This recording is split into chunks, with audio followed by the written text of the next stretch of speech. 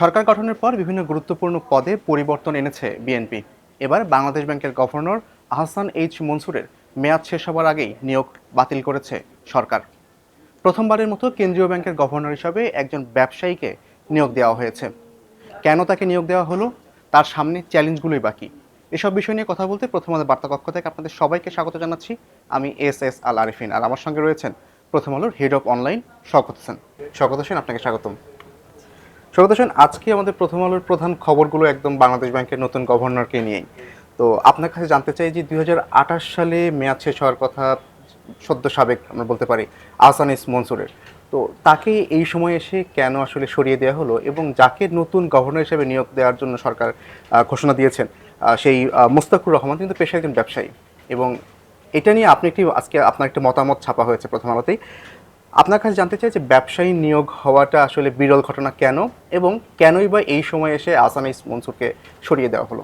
প্রথম কথা হচ্ছে যে সরিয়ে দেওয়া নিয়ে আমার খুব বেশি বলার নেই এই কারণে যে একটি রাজনৈতিক সরকার এসছে ক্ষমতায়, সুতরাং তারা তাদের যে অগ্রাধিকারগুলো আছে, যেগুলো তারা বাস্তবায়ন করতে চান, যে সমস্ত প্রতিশ্রুতি নিজেদের মতো করে করবেন, নিজেদের মানুষদের দিয়েই করবেন, এটাই স্বাভাবিক। সুতরাং সরিয়ে দেওয়া নিয়ে আমার খুব বেশি প্রশ্ন নাই, কারণ এর আগেও আমরা দেখেছি একই ধরনের ঘটনা ঘটেছে। আপনি যদি দেখেন যে 1996 সালে যখন আওয়ামী লীগ সরকার ক্ষমতায় এসেছিল প্রথমবারের মতো, মানে 75-এর পরে, তখন খোরশেদ আলম তার এর আগে গভর্নর ছিলেন।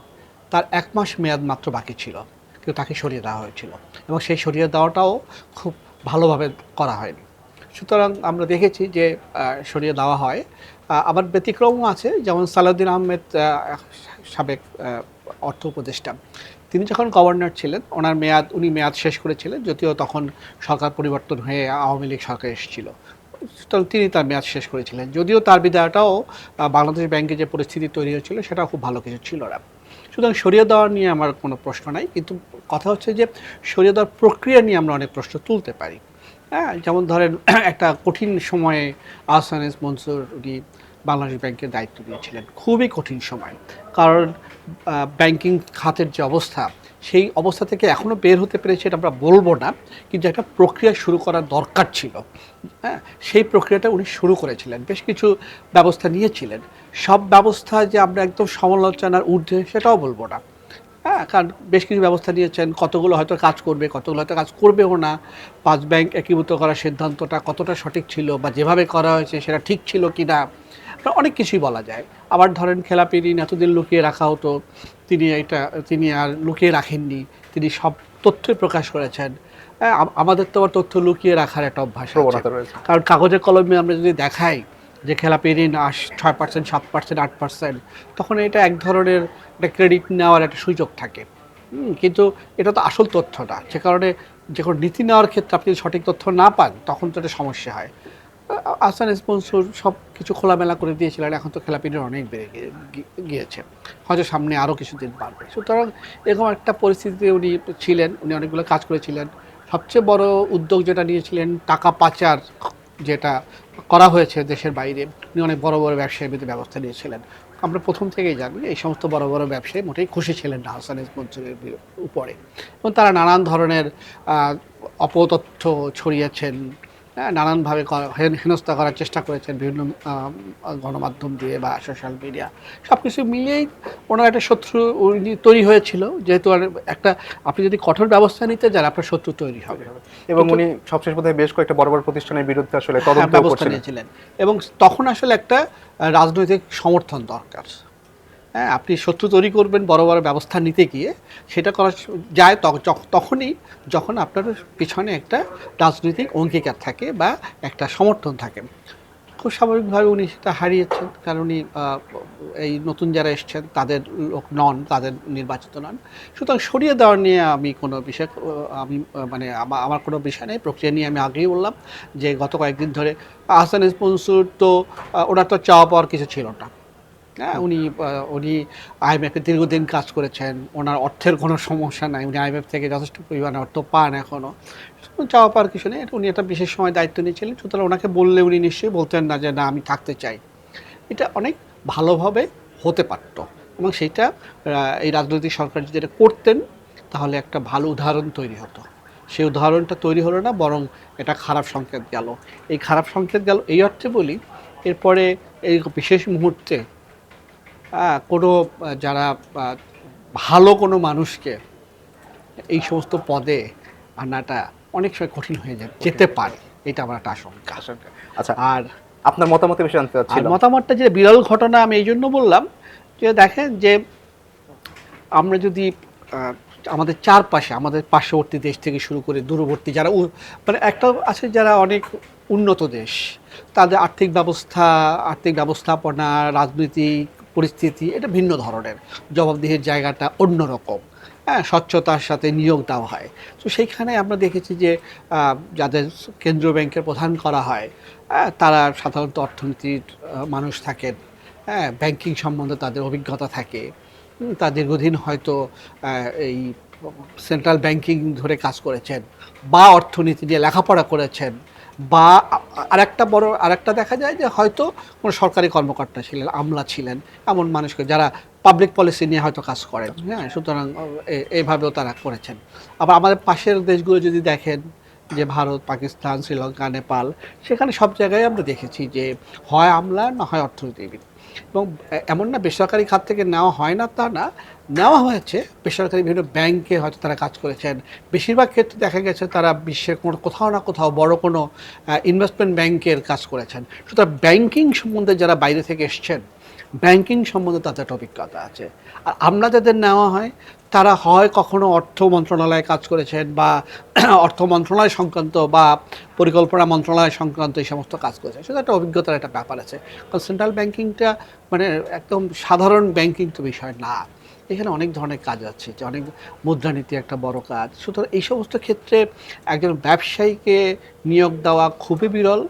আমি গতকাল যখন আমি এলাকাটা লিখছিলাম, যে যে শিরোনাম ছিল যে ব্যবসায়ের গভর্নর হওয়া যখন বিরল ঘটনা, আমি অনেক খুঁজলাম একদম সরাসরি ব্যবসায়ী, যারা আর কোথাও কোনো অভিজ্ঞতা নেই, এমন কাউকে গভর্নর কোথাও দেওয়া হয়েছে কিনা আমি অনেক খুঁজেও পাইনি।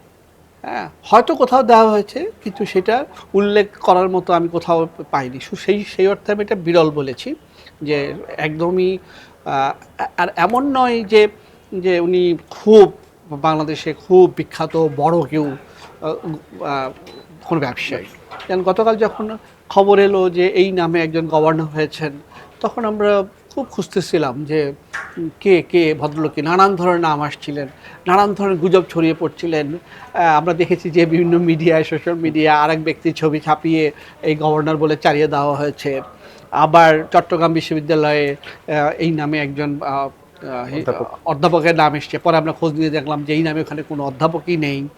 আবার এরকম নানান ধরনের গুজব টুজব হচ্ছে। গুজব হচ্ছিল কারণ যে কেউ ঠিক আসলে চিনতে পারছিলেন না যে এই ব্যক্তিটি কে আসলে। হ্যাঁ, সেরকম একটা মানুষকে গভর্নর বানানো হয়েছে, নিশ্চয়ই ওটার কোনো গুণ আছে যেটা আমরা জানি না। আচ্ছা, যেটা যারা নিয়োগ দিয়েছেন তারা হয়তো জানেন। আচ্ছা, আমি এই মুহূর্তে একটা প্রশ্ন করতে চাচ্ছি, সেটা হচ্ছে যে আমাদের যিনি নতুন গভর্নর হিসেবে আসছেন, তার পেশায় ব্যবসায়ী, আপনিও বলেছেন, আমাদের খবরও এসেছে, এবং সেখানে একটা ইন্টারেস্টিং তথ্য উঠে এসেছে আমাদের সংবাদেই, যে ওনার যে ব্যবসা প্রতিষ্ঠান, এটা হচ্ছে একটা গার্মেন্টস প্রতিষ্ঠান, সেই প্রতিষ্ঠানের নামে 86 কোটি টাকার একটা ঋণ আছে, যেটা খেলাপি হয়েছিল এবং পরে পুনর্তফসিলের মাধ্যমে সেটাকে বাড়ানো হয়েছে সময়সীমাটা। তো আপনি তো দীর্ঘ 3 দশকের বেশি সময় ধরে ইকোনমিক রিপোর্টিং করছেন, তো আপনার দৃষ্টিতে এই বিষয়টি কেমন, কিভাবে দেখছেন আপনি? একটা হচ্ছে যে ধরেন ঋণ নেওয়া অপরাধ না, আর যেহেতু তিনি ব্যবসায়ী ঋণ নিতেই পারেন। হ্যাঁ, তিনি, আমরা জানি ওনার সোয়েটার ফ্যাক্টরি আছে, উনি রিয়েল এস্টেট হয়তো ব্যবসাও আছে, কারণ এটার উনি সদস্য। পর্যটন খাতে ওনার বিনিয়োগ বা রয়েছে, ট্রাভেল এজেন্সি খাতে তারা হয়তো বিনিয়োগ আছে, তিনি ওই অ্যাসোসিয়েশনের সদস্য, ঢাকা চেম্বারের সদস্য ছিলেন। সব কিছু মিলে ঋণ নেওয়া আমি কোনো অপরাধ দেখি না।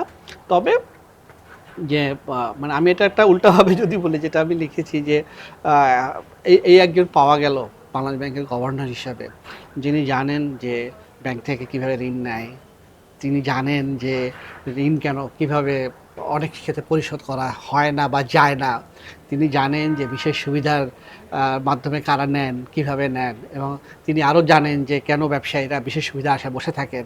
সব কিছু মিলে এই অভিজ্ঞতাটা যদি এখন উল্টা দিকে কাজে লাগান, বিশেষ খেলাপি ঋণ এত বেশি বেড়ে গেছে, হ্যাঁ, সুতরাং কিন্তু মানে এই তথ্যগুলো ঠিক স্বস্তিদায়ক না যে একটা বিশেষ সুবিধা নিয়ে বা উনি নবায়ন করেছেন ঋণের।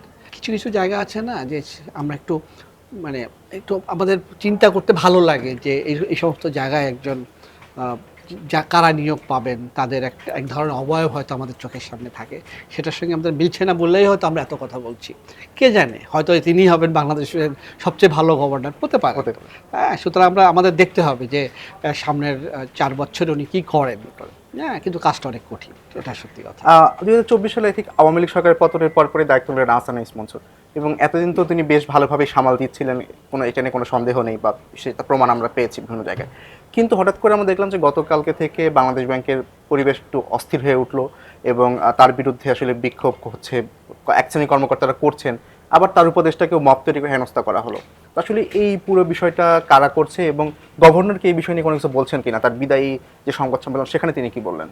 না, একটা হচ্ছে যে পুরো জিনিসটাই আবারও বলি যে যেভাবে বিদায় দেওয়া হয়েছে খুবই নিন্দনীয়। বিশেষ করে বাংলাদেশ ব্যাংকে যে ঘটনাটা ঘটেছে এবং যেভাবে আন্দোলন করা হয়েছে, মব তৈরি করা হয়েছে, এবং গভর্নর নিজে চলে গিয়েছিলেন খবর পাওয়ার সঙ্গে সঙ্গে। আবার একই সঙ্গে তার একজন উপদেষ্টাকে যেভাবে বিদায় হেনস্থা করার চেষ্টা করা হয়েছে, হেনস্থা করা হয়েছে, সেটা খুবই নিন্দনীয়। এবং এই যে আমাদের একটা মব কালচার তৈরি হলো, মব কালচার এমন না, আমি বলবো না যে এই বাংলাদেশে গত 18 মাসেই মব কালচার তৈরি, এর আগেও আমরা অতীতে দেখেছি। তবে কিন্তু এবার তো যে একটা কেপিআই ভুক্ত এলাকায় কর্মকর্তাদের মাধ্যমে মব কালচার যেভাবে রাষ্ট্রীয় পৃষ্ঠপোষকতা পেয়েছে, এইটা আমাদের বাংলাদেশের জন্য নতুন। সুতরাং রাষ্ট্রীয় পৃষ্ঠপোষকতা পেয়েছে আগের অন্তর্বর্তী সরকারের সময়, এবং পুরোপুরি রাষ্ট্রীয়, আমি একদম খোলাম মানে সরাসরি বলি, রাষ্ট্র পৃষ্ঠপোষকতা করেছে এই মব তৈরির ক্ষেত্রে। কিছু ক্ষেত্রে হয়তো অসহায় ছিল, কিন্তু বেশিরভাগ ক্ষেত্রেই তাদের হয়তো কারো না কারো সমর্থন ছিল যে না। এবং যখন এগুলো হচ্ছিল তখন তারা এগুলোকে মানে মব সন্ত্রাস কমানোর মুখে মুখে অনেক কথা বলেছেন, কিন্তু বাস্তবে আমরা কোনো ধরনের কোনো ব্যবস্থা নিতে দেখিনি। আমরা আশা করেছিলাম যে এই রাজনৈতিক সরকার এসছে, স্বরাষ্ট্রমন্ত্রী নিজে বলেছেন যে আর এইসব মব চলতে দেওয়া যাবে না, মন্ত্রীরা কথা বলছেন। তারপরেও দেখছি যে শিক্ষামন্ত্রীও বলেছেন, এখানেও বইমেলা নিয়ে কথা হচ্ছে, এখানে কোনো মব করা হবে না, মুখে মুখে বলা হচ্ছে, কিন্তু শেষ পর্যন্ত দেখলাম সেটা হয়েছে। এটা পিছনে এখন রাষ্ট্রীয় কারো পৃষ্ঠপোষকতা ছিল কি না, সেটা একটা প্রশ্ন। হ্যাঁ, এবং এই যে একটা কালচার যে তৈরি হওয়া, এটা খুবই বিপজ্জনক। এটা খুবই বিপজ্জনক যে কখন কার ভাগ্যে কি হয় এটা বলা যায় না। আমি আজকে যাকে মানে যে কালচারটাকে আমি প্রশংসা করলাম, আমি বেনিফিটেড হলাম যদি এইভাবে বলি, যে এটা করার মাধ্যমে আমি কোনো না কোনোভাবে উপকৃত হয়েছি। হ্যাঁ, এই কদিন পরে যে আমি এখান থেকে ভুক্তভোগী হব না, এমন কোনো নিশ্চয়তা নেই। হ্যাঁ, সুতরাং এইটা আমার মনে হয় যে সবচেয়ে ভালো হয় যে ঘটনাটা ঘটেছে, এটা যদি সরকার শক্ত হাতে একটা ব্যবস্থা নেয়। আমি মনে করি যে সরকারের উচিত শক্ত হাতে ব্যবস্থা নেওয়া। আমি শুধু এটা মনে করিয়ে দিই যে ফখরুদ্দিন আহমেদ যখন বাংলাদেশ ব্যাংকের গভর্নর ছিলেন, তখন বাংলাদেশ ব্যাংকে তার ফ্লোরে মিছিল করা হয়েছিল, বেশ কিছু দাবি দেওয়ার আদায়ে এক ধরনের একটা অবস্থান নেওয়া হয়েছিল, একটা বড় ঘটনা ঘটেছিল তখন বাংলাদেশ ব্যাংকে। ফখরুদ্দিন আহমেদ কঠোরভাবে ব্যবস্থা নিয়েছিলেন। হ্যাঁ, তখন সরকারের মধ্যে তখনও বিএনপি সরকার ছিলেন, তখনও সরকারের মধ্যে একটা পক্ষ এবং যারা তখন এই হট্টগোল করেছিলেন, এখন আমি হট্টগোল বলছি, আসলে ওটা মবই ছিল, করেছিলেন, তারা সবাই সরকার সমর্থিত দলের লোকজন ছিলেন। তারা ভেবেছিলেন যে সরকার হয়তো কিছুই হবে না তাদের, কিন্তু ফখরুদ্দিন আহমেদ অত্যন্ত কঠোরভাবে কঠোর হস্তে বিষয়টা দমন করেছিলেন। কঠোর ব্যবস্থা নেওয়া হয়েছিল, সরকারের মধ্য থেকে কেউ তাদের বাঁচাতে চেয়েছিলেন, কিন্তু শেষ পর্যন্ত বাঁচাতে পারেননি। সুতরাং একটা উদাহরণ কিন্তু আছে, বিএনপি সরকারের সময় উদাহরণ আছে। সুতরাং আমি মনে করি যে সরকারের উচিত বাংলাদেশ ব্যাংকে যারা করেছে কঠোরভাবে ব্যবস্থা নেওয়া। আপনার কাছে আমার সর্বশেষ যে জানতে চাও সেটা হচ্ছে যে নতুন গভর্নর আসছেন, নতুন সরকার, তো গভর্নরের সামনে চ্যালেঞ্জ কি দেখছেন আপনি? গভর্নরের সামনে অনেক চ্যালেঞ্জ। আসলে আপনি যদি সারা বিশ্বের দিকেই তাকান, অর্থমন্ত্রী কি করেছে তার চেয়ে অনেক বেশি আলোচনা হয় কেন্দ্রীয় ব্যাংকের গভর্নর কি করেছে।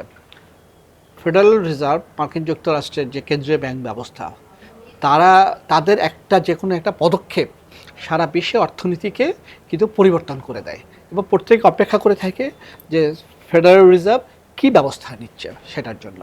হ্যাঁ, সুতরাং আমরা দেখি যে এবং মানে বিশেষ করে ৮০-র দশকের পর থেকে যখন মানে সেন্ট্রাল ব্যাংকের ভূমিকাটা অনেক বেশি গুরুত্বপূর্ণ হয়ে উঠেছে। হ্যাঁ? যে এখন সেন্ট্রাল ব্যাংকের হাতেই কিন্তু অনেকগুলো কাজ। মূল্যস্ফীতি যেটা প্রত্যেকটা সাধারণ মানুষ, আমরা তো গত ৫ বছর ধরে উচ্চ মূল্যস্ফীতির মধ্যে আছি। সেটা কোনোভাবেই খুব একটা কমানো যায়নি। সুতরাং মূল্যস্ফীতি নিয়ন্ত্রণ একটা সেন্ট্রাল ব্যাংকের একটা বড় কাজ। হ্যাঁ, এবং সেটা তিনি কীভাবে করবেন, একটা মুদ্রানীতি তার একটা বড় অস্ত্র। সেটা কীভাবে করবেন সেটা একটা বড় বিষয়। আমাদের আর বাংলাদেশের ক্ষেত্রে তো মানে সমস্যা অনেক দিক থেকে। একটা হচ্ছে মূল্যস্ফীতি নিয়ন্ত্রণ করতে হবে। সেটা একটা গভর্নরের বাংলাদেশ ব্যাংকের বড় কাজ। খেলাপি ঋণ একটা মানে মাত্রাতিরিক্ত বেড়ে গেছে। সেখান থেকে আমাদের বের হয়ে আসতে হবে। সেটা কীভাবে করা সম্ভব সেটা একটা বড় কাজ। অর্থ পাচার একটা বড় কাজ। তারপর ধরেন সমস্ত ব্যাংকগুলোকে তদারকি করা। আমরা অনেকগুলো দুর্বল ব্যাংক হয়ে আছে এবং গত ১৫-১৭ বছরে যে ব্যাংক দখল, তারপর একটা পরে আর্থিক কেলেঙ্কারি, বহু কিছু তো আমরা দেখেছি। এবং বাংলাদেশ ব্যাংক যে এক সময়ের যে একটা মর্যাদা ছিল, আমরা সেই মর্যাদাটাও নষ্ট হতে দেখেছি। আপনার নিশ্চয়ই মনে আছে বাংলাদেশ ব্যাংকের একজন ডেপুটি গভর্নরের সুর চৌধুরী, তার বিরুদ্ধে বড় ধরনের দুর্নীতির অভিযোগ এসেছিল। একজন শীর্ষ কর্মকর্তার বিরুদ্ধেও, শাহ আলম নামে একজন কর্মকর্তার বিরুদ্ধেও অনেক অভিযোগ এসেছিল। সুতরাং অর্থের বিনিময়ে তারা বেশ কিছু সুবিধা দিয়েছেন, এমন ঘটনা ঘটেছে। ব্যাংক দখলে বাংলাদেশ ব্যাংক সক্রিয় সহযোগিতা করেছে, এমন ঘটনা আমরা দেখেছি। সুতরাং বাংলাদেশ ব্যাংকের মর্যাদা প্রবলভাবে ক্ষুণ্ণ হয়েছে। বাংলাদেশ ব্যাংকের মতো একটা নিয়ন্ত্রক সংস্থার যদি মর্যাদা ক্ষুণ্ণ হয়, তাদের প্রতি যদি মানুষ আস্থার কমে যায়, সেটা হয় বাংলাদেশ মানে খুবই বিপজ্জনক একটা পরিস্থিতি, বিশেষ করে আর্থিক খাতের জন্য। সুতরাং এই জায়গা থেকেও ওনাকে বাংলাদেশ ব্যাংক থেকে উদ্ধার করে আনতে হবে। এবং সুতরাং আমি বলি যে কাজ অনেক, মানে মানে আবার এই সংস্কার কর্মসূচির একটা বিষয় আছে। সেই সংস্কার কর্মসূচি এগুলো বাস্তবায়ন করতে হবে। তারপর হচ্ছে যে এই যে টাকা পাচার হয়ে গেছে, যে ব্যবস্থা নিয়েছিলেন সেটাকে উনি কন্টিনিউ করবেন, সেটাকে অব্যাহত থাকবে, নাকি আমরা একটা সমঝোতার মধ্যে যাব, সেটাও একটা আলোচনার বিষয় আছে। সেটাও একটা তাকে সিদ্ধান্ত নিতে হবে। বাংলাদেশ ব্যাংকের স্বাধীনতা রক্ষা করতে হবে, রাজনৈতিক হস্তক্ষেপ মুক্ত থাকতে হবে। সুতরাং মানে সেন্ট্রাল ব্যাংকের গভর্নরের কাজটা আসলে অনেক, মানে অনেক অনেক, মানে শুধু অনেক বললে ভুল হয়, অনেক অনেক অনেক বারবার বলতে হয় আসলে। শুধু দেখা যাক যে এখন আমরা নতুন গভর্নর আমাদের কী ধরনের আর্থিক খাত উপহার দেন এবং কী ধরনের ব্যবস্থা উনি নেন এবং আস্থা অর্জনে কী ধরনের পদক্ষেপ তিনি নেন, সেটাই আমরা তাকিয়ে থাকবো তার দিকে। ধন্যবাদ শওকত হোসেন আমাদেরকে সময় দেওয়ার জন্য। দর্শক, এতক্ষণ কথা বলছিলাম বাংলাদেশ ব্যাংকের নতুন গভর্নর এবং তার সামনের দিনগুলোর চ্যালেঞ্জ নিয়ে। আমরা আপনাদের সামনে আবারও হাজির হব নতুন কোনো বিষয়ে কথা বলতে। সে পর্যন্ত ভালো থাকুন, নিরাপদে থাকুন আর প্রথম আলোর সঙ্গে থাকুন।